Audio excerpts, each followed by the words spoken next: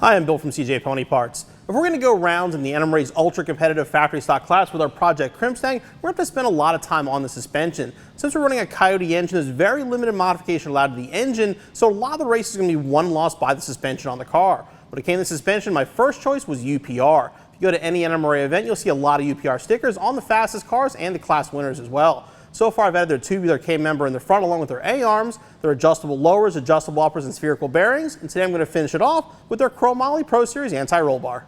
The anti-roll bar is basically going to control the rear suspension and keep the car launching straight and true. If you ever see pictures of cars launching, you'll always notice that the left front wheel, the driver's side, tends to come up a lot higher than the passenger side. What's happening is the car is actually twisting on launch, which is very common. What the anti-roll bar is going to do is going to keep that from happening and make both wheels come up evenly and make the car go nice and straight off the line. For this installation, you'll need a lift or a jack and jack stands, 3/8 ratchet, 9/16 socket, 9/16 wrench, a pair of panel holding vice grips, grinder, welder, and safety glasses.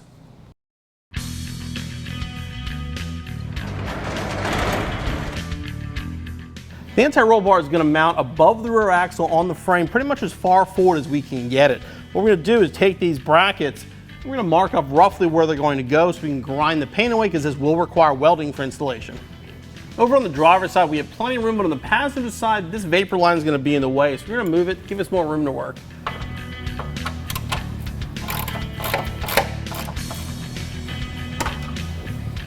When you grab the brackets, make sure you grab the correct one. They are labeled as P for passenger and then D for driver. What we're going to do here, pull this out, put it up on the frame, always high as we can, and then right against the pinch weld.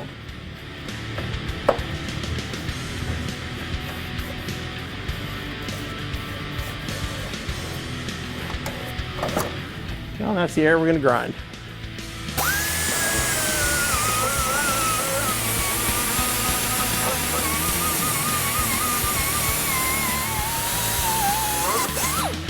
Now if you can't get some help, we're just going to hold it up into place here.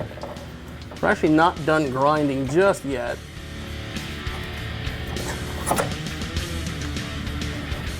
Okay, the bar is going to hang down like that, and the other link is going to connect to the axle tubes as well. So we're going to line that up and also grind that off while we have the grinder out.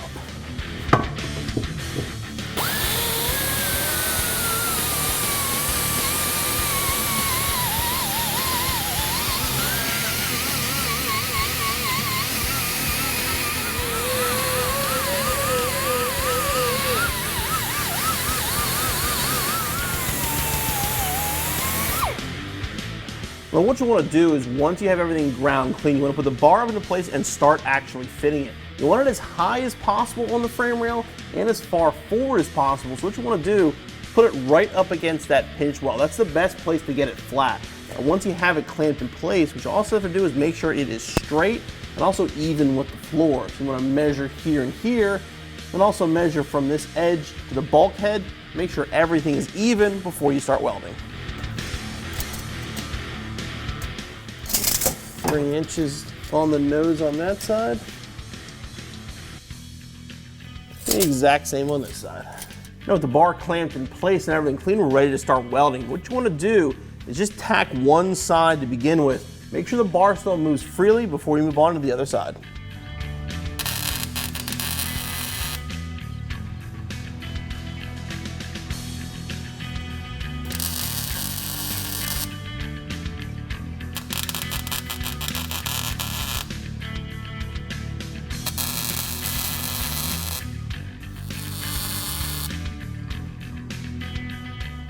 Okay, now with both sides tacked in, you want to make sure the bar moves freely. You don't want any binding like that. The bar is nice and loose so we can finish our welding.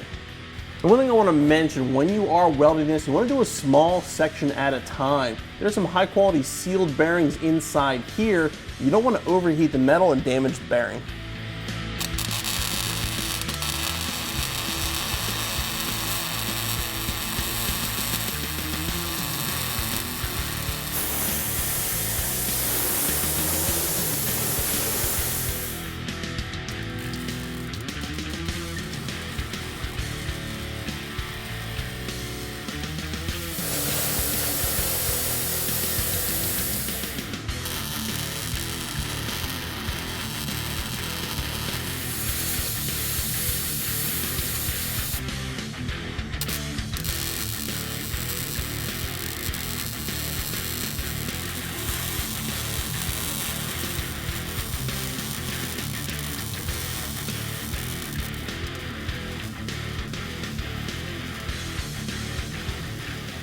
To mention with the welding, you don't have to go crazy and go all the way around it, because if you do, you have no chance of ever taking this out of the car. What we're going to do is do the bottom here and up the side, then just do a couple little additional tacks, which will be plenty strong.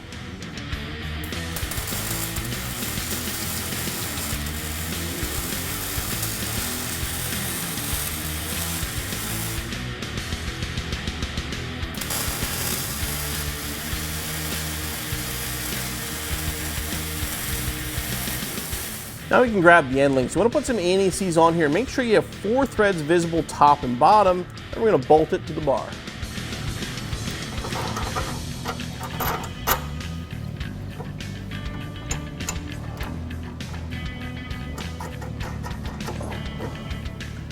Okay, now what we're going to do is put our mounting tabs on the bottom.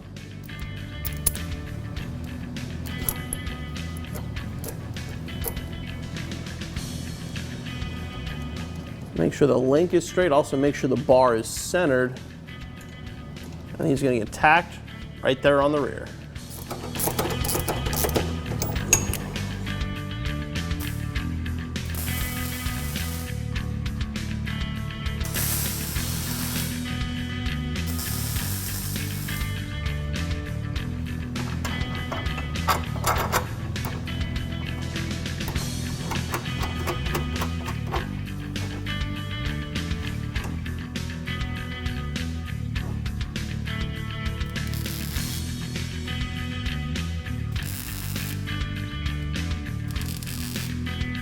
Once we have the tabs tacked in, again, double check, make sure you have play, everything moves like it should. This isn't going to bind up, and you can finish welding the tabs. Now we're just going to pop this off so we have room to weld.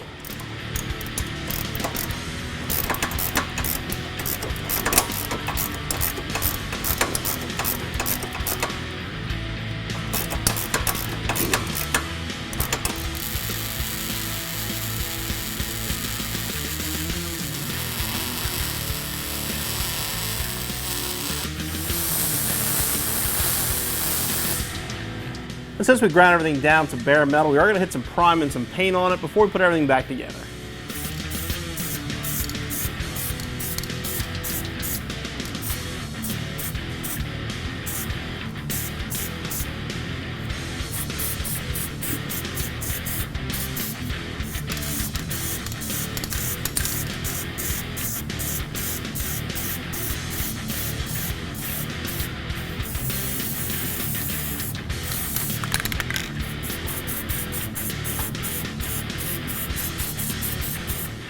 Then we can reinstall our hardware and tighten everything down.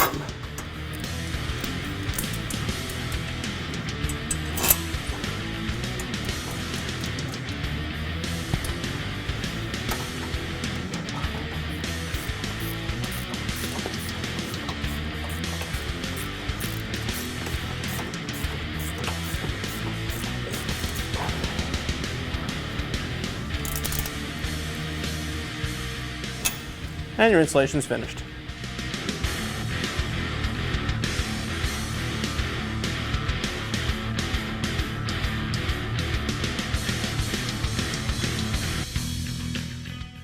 Now the bar is welded, everything's bolted, and you're probably wondering about the setup of the bar. The setup is going to be very important. Now, there's 2 different thought processes with setting up a roll bar, either with or without some kind of preload on it. UPR prefers the preload to be in the control arm and not the bar, so what you're going to do to set this up, you put a car on the ground. It's got to be on a flat surface.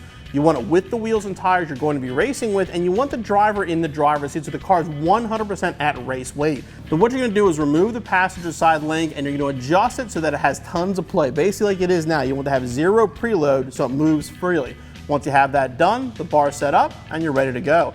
Now, if you're serious about drag racing your 79 through 04 Mustang, an anti-roll bar like this UPR one is a must-have to keep the car straight and keep your times consistent. The installation is not terribly hard, but you'll be very careful with the measurements, and it does require welding, so it's not for an amateur, but figure about 2 to 3 hours and you're back on the road in no time.